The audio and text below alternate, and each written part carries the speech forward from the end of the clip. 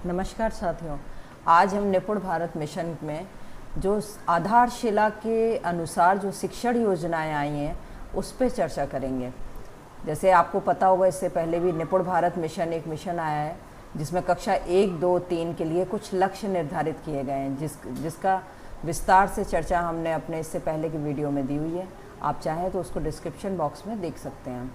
आज हम निपुण भारत मिशन में कक्षा 1 की शिक्षण योजना में पे चर्चा करेंगे जो 2 विषयों पर आधारित है, भाषा और गणित। तो भाषा के लिए जो मुख्यतः 3 कालांशों में विभाजित किया गया है, उसको कालांश से मतलब होता है प्रथम कालांश। कालांश का मतलब होता है पीरियड। जो स्कूल में, विद्यालय में जब हम जाते हैं तो 40-40 मिनट के जो पीरियड लगे हैं क्लास में, घंटे लगे हैं, उनको हम कालांश कहते हैं। तो भाषा का पहला कालांश,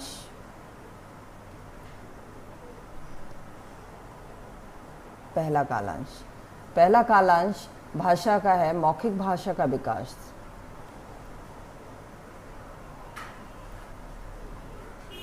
मौखिक भाषा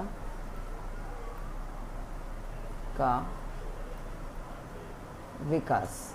मौखिक भाषा के विकास से मतलब हुआ कि अगर कोई बच्चे को आसपास के वातावरण और परिवेश से जुड़ी हुई वस्तुओं को उनसे चर्चा करके उनकी मौखिक भाषा का विकास करना। जैसे कि हम इसमें एक उदाहरण देंगे कि अगर हमने कोई भी शब्द, अक्षर ले सकते हैं, जैसे ओलम का कोई भी अक्षर हम लेंगे। जैसे हमने लिया है माँ, सपोज यहाँ पे हमने लिया है माँ।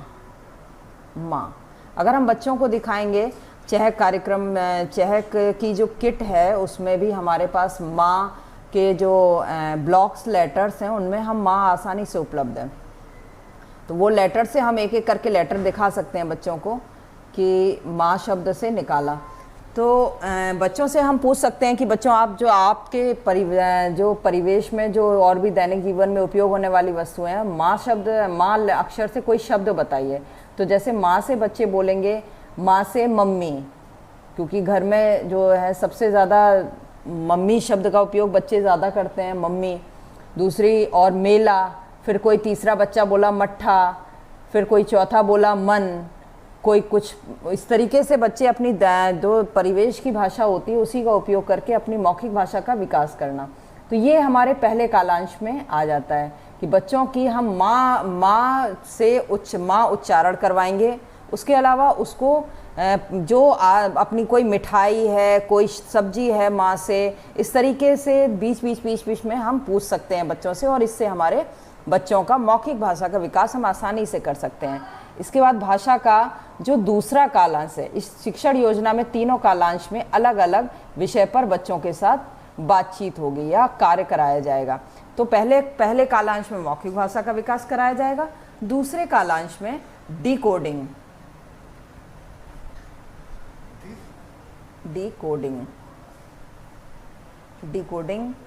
और लेखन कार्य।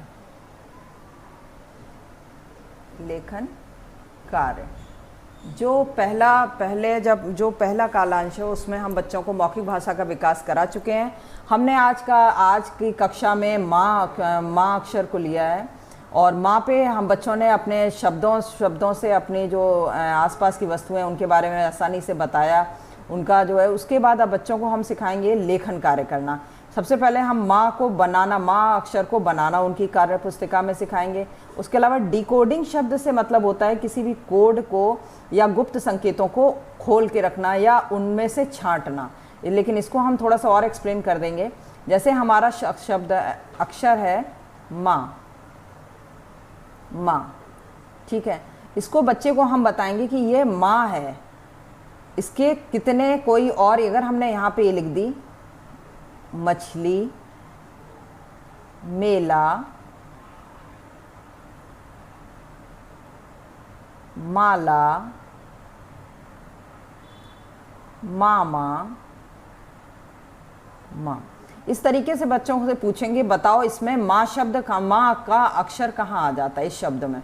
तो बच्चे एक एक करके बच्चे को बुलाएंगे और वो बच्चा इसमें एक एक करके गोला लगाता जाएगा। दूसरे बच्चे को बुलाएंगे, दूसरा बच्चा दूसरे शब्द पे गोला लगाएगा, तीसरे को बुलाएंगे, तीसरा तीसरे पे गोला लगाएगा, और चौथे को बुलाएंगे तो चौथा चौथे पे गोला। इस तरीके से हम माँ शब्द को डिकोडिंग करवा देंगे बच्चों से। इसके और भी तरीके हो सकते हैं, जैसे कलम, कलम। अब कलम में बच्चे अगर हम ये लिखेंगे तो कौन सा माँ शब्द कहाँ है, ये कौन सा है, कलम, तो माँ पे बच्चे आके टिक लगा सकते हैं। तो ये एक तरीका होता है डिकोडिंग का। और लेखन कार्य का मतलब ये हुआ कि माँ शब्द को हम उनकी कॉपी में लिखाएंगे, बच्चे उसको लिखने की बार बार से प्रैक्टिस करेंगे। तो इस तरीके से अब हम आगे के तीसरे कालांश की तरफ बताते हैं आपको कि तीसरा कालांश में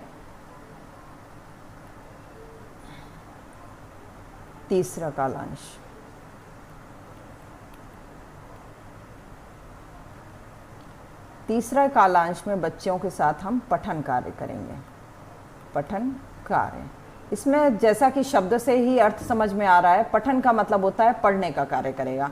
जब बच्चा माँ को पहचान लेगा तो वो आसानी से उसको, जैसे आप बुक में अगर अपनी जो बुक में अगर उसको किसी भी हिंदी की किताब में उससे हम कहेंगे कि तुम माँ शब्द को कितनी बार आया है, एक पेज पे माँ शब्द कितनी बार आया है, ये ढूंढने का प्रयास करो।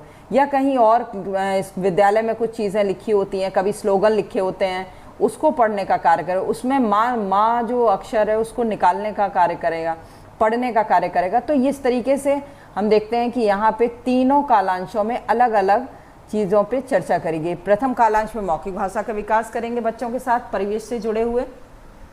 जब बच्चा अपने दैनिक जो वस्तुएं हैं उनके बारे में माँ से आसानी से परिचित हो जाएगा, उसके बाद डिकोडिंग और लेखन कार्य का कार्य करेंगे, जिसमें बच्चा माँ को पहचानना और लिखना सीख लेगा। तीसरे कालांश में पठन का कार्य करेंगे, जिसमें माँ को बार बार उच्चारित करने के बाद बच्चा उसको पढ़ने का कार्य कर लेगा। इस प्रकार से इस शिक्षण योजना में, ये भाषा की शिक्षण योजना है, इसके आगे हम गणित की शिक्षण योजना कराएंगे। नमस्कार साथियों।